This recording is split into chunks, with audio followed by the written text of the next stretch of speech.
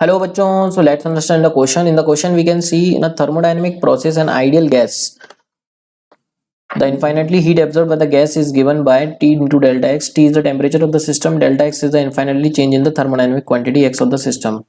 1 मोल दे रखा है बच्चों, मोनोएटॉमिक गैस दे रखी है और उसके लिए X की वैल्यू दे रखी है, R कांस्टेंट है, V वॉल्यूम है. सो हमसे बोला गया है बच्चों यहाँ पर कुछ क्वांटिटीज दे रखी हैं, मैच द कॉलम करना है हमको, वर्क डन निकालना है और हीट एब्जॉर्ब निकालना है, चेंज इन इंटरनल एनर्जी और ग्राफ दे रखा है टीबी ग्राफ.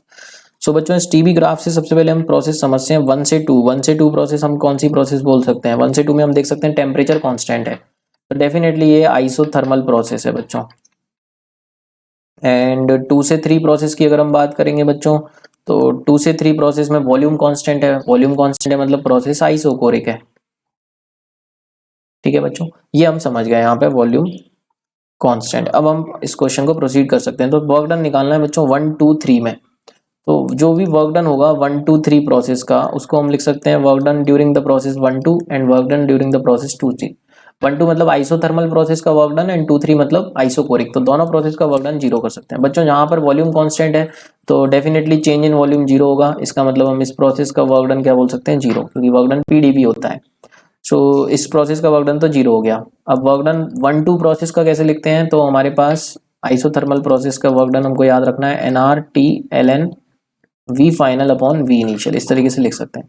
सो हम देख सकते हैं बच्चों 2 से 3 में सॉरी 1 से 2 में उसका फाइनल वॉल्यूम 2V0 हो गया और इनिशियल वॉल्यूम V0 है. सो यहाँ रख देते हैं NR और टेम्परेचर T0/3 दे रखा है हमको. ln V फाइनल की वैल्यू 2V0 डाल देते हैं, ये V0 है, V0 कट गया तो नंबर ऑफ मोल्स 1 रख देते हैं. RT0/3 into ln 2, RT0/3 into ln 2. बच्चों देख सकते हैं ये ऑप्शन हमको यही टोटल वर्क आ जाएगा, that is RT0/3 into ln 2. So हम देख सकते हैं बच्चों फर्स्ट का ऑप्शन P मिल रहा है यहाँ पे. सो हम बोल सकते हैं फर्स्ट का तो P होगा. ये जो फर्स्ट है इसका आंसर P होगा. तो फर्स्ट का P हम देख सकते हैं इस ऑप्शन में, इस ऑप्शन में, इस ऑप्शन में, मतलब ए ऑप्शन तो गलत हो गया बच्चों. फर्स्ट का P लिख लेते हैं यहाँ पे P. अब बच्चों सेकंड ऑप्शन चेक करते हैं, change in internal energy in the process. तो change in internal energy delta U कैसे लिखते हैं बच्चों. सो दोनों प्रोसेस के लिए हमको डेल्टा यू यहाँ पे निकाल लेते हैं. Delta U for the process 1 2 plus delta U for the process 2 3. अब बच्चों डेल्टा यू का फॉर्मूला होता है, जनरल फॉर्मूला अगर हम बात करें तो NCV डेल्टा टी. तो 1 से 2 प्रोसेस तो आइसोथर्मल प्रोसेस है तो इसके लिए डेल्टा टी जीरो हो जाएगा क्योंकि टेम्परेचर कांस्टेंट है. और इस प्रोसेस के लिए number of moles 1 CB. CB को लिख सकते हैं बच्चों FR/2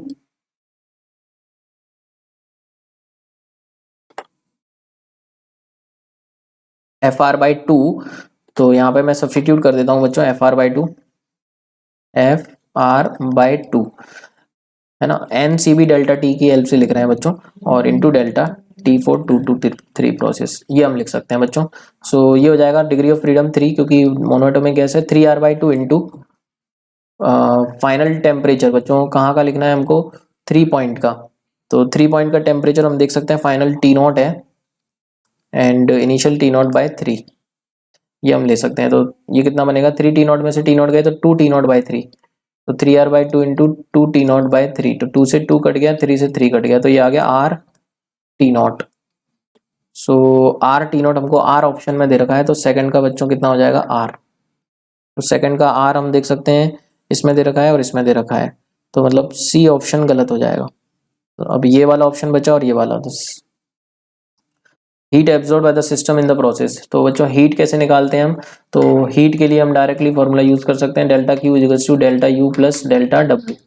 तो दोनों को ऐड कर देंगे, तो दोनों को ऐड करने पे हम देख सकते हैं क्या मिलेगा हमको, RT0 plus RT0/3 into ln 2. ये बनेगा बच्चों हमारे पास हीट का एक्सप्रेशन. सो अगर हम इसको सॉल्व करते हैं तो ये वैल्यू हम कितनी लिख सकते हैं, RT0/3 कॉमन ले लेंगे यहाँ से, तो 3 प्लस ln 2. तो यहाँ से कॉमन ले लेते हैं बच्चों, RT0 कॉमन ले लेते हैं, RT0/3 कॉमन लेते हैं, तो कितना बनेगा ये, RT0/3 कॉमन ले लेंगे तो 3 प्लस ln 2 लिख सकते हैं बच्चों इसको, 3 प्लस ln 2. तो विच is given in option T बच्चों. सो इसका टी हो जाएगा सही. हम देख सकते हैं ऑप्शन टी भी यहाँ पे छुपा हुआ है, ये छुपा हुआ है टी, तो इसका टी हो जाएगा थर्ड का टी।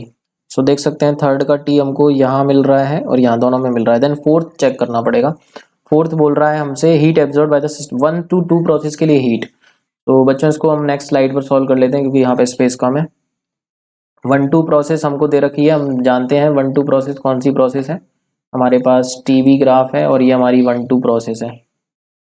सो इसके लिए डेल्टा क्यू बताना है। डेल्टा क्यू होता है बच्चों delta U plus delta W. Delta U तो इसके लिए जीरो हो जाएगा क्योंकि टेम्परेचर कांस्टेंट है, और डेल्टा यू होता है एनसीबी डेल्टा टी। तो डेल्टा टी जीरो, तो ये डेल्टा यू जीरो हो गया। और वर्क डन कैसे लिखेंगे बच्चों? सो टेम्परेचर कांस्टेंट है तो आइसोथर्मल प्रोसेस में वर्क डन का फॉर्मूला होता है NR T L N V final upon V initial. तो नंबर ऑफ मोल्स 1 है, आर इंटू टेम्परेचर हमको कितना दे रखा है इस पॉइंट का, टी नॉट बाई 3। तो सब्सटीट्यूट कर देते हैं यहाँ पे T not by 3, T not by 3 into L N. Final volume बच्चों कितना हो गया हम देख सकते हैं, 2 पॉइंट पे वॉल्यूम फाइनल हो जाएगा हमारा 2 वी नॉट और initial volume V not. 2 V not upon V not कर देते हैं बच्चों इसको और आंसर पे पहुंच जाते हैं फाइनली। तो ये वी नॉट कट गया, तो ये हो गया R T not by 3 into L N two. Now let's check the options. R T not by 3 into L N two which is given in option P बच्चों। तो इसका पी हो जाएगा हमारा फाइनली, फोर्थ का पी हो जाएगा। तो हम देख सकते हैं हम आंसर तक पहुंच चुके हैं। Option D is the correct answer बच्चों। I hope you understand the concept. Thank you so much and all the very best.